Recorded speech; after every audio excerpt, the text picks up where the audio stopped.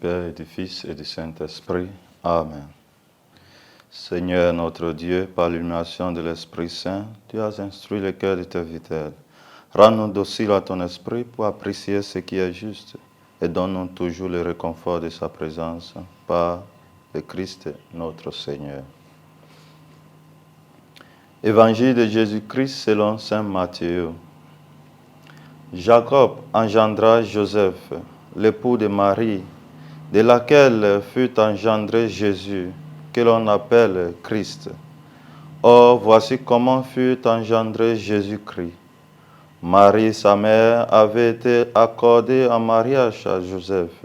Avant qu'ils aillent habiter ensemble, elle fut enceinte par l'action de l'Esprit Saint. Joseph, son époux, qui était un homme juste et ne voulait pas la dénoncer publiquement, décida de la renvoyer en secret. Comme il avait formé ses projets, voici que l'ange du Seigneur lui apparut en songe et lui dit: Joseph, fils de David, ne crains pas de prendre chez toi Marie, ton épouse, puisque l'enfant qui est engendré en elle vient de l'Esprit Saint.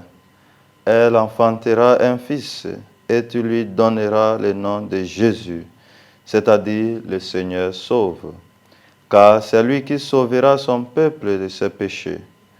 Quand Joseph se réveilla, il fit ce que l'ange du Seigneur lui avait prescrit. Acclamons la parole de Dieu. Louange à toi, Seigneur Jésus. Aujourd'hui, 20 mars, lundi, nous célébrons la solennité de Saint Joseph, époux de Marie et Père terrestre de Jésus. Aujourd'hui, nous sommes appelés de réexaminer notre attitude vis-à-vis de la loi, que ce soit naturelle, civile ou ecclésiale. Dans l'évangile que nous venons d'attendre, Joseph aurait eu raison devant la loi de renvoyer Marie vu sa situation. Mais l'ange lui est apparu pour lui dire de ne pas le faire.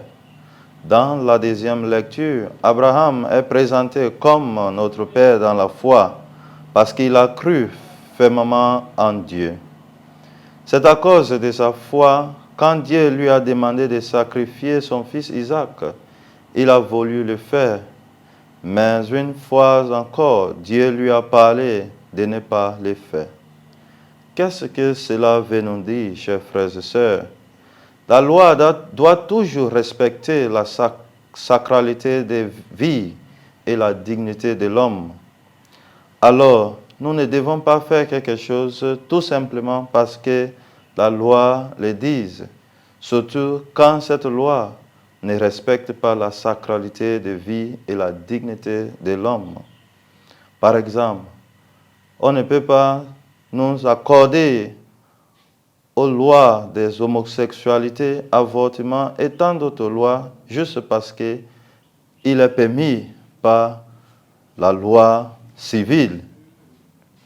Mais qu'est-ce que la loi de Dieu nous prescrit? C'est ça la question que nous devons nous poser. Saint Joseph nous montre aujourd'hui un bon exemple de toujours mettre devant ou même au-dessus de la loi les personnes, la vie. Et cela est fait dans l'humilité, dans la simplicité et surtout dans le silence. Demandons aujourd'hui la grâce par l'intercession de Saint Joseph d'avoir toujours cette sagesse de mettre toujours devant la loi la dignité de la vie, la dignité de la personne et d'avoir cette silence, cette humilité et cette simplicité d'avoir réfléchi la loi et les ordonnances de notre Seigneur Jésus-Christ. Et que le Seigneur nous bénisse, le Père et le Fils et le Saint-Esprit. Amen.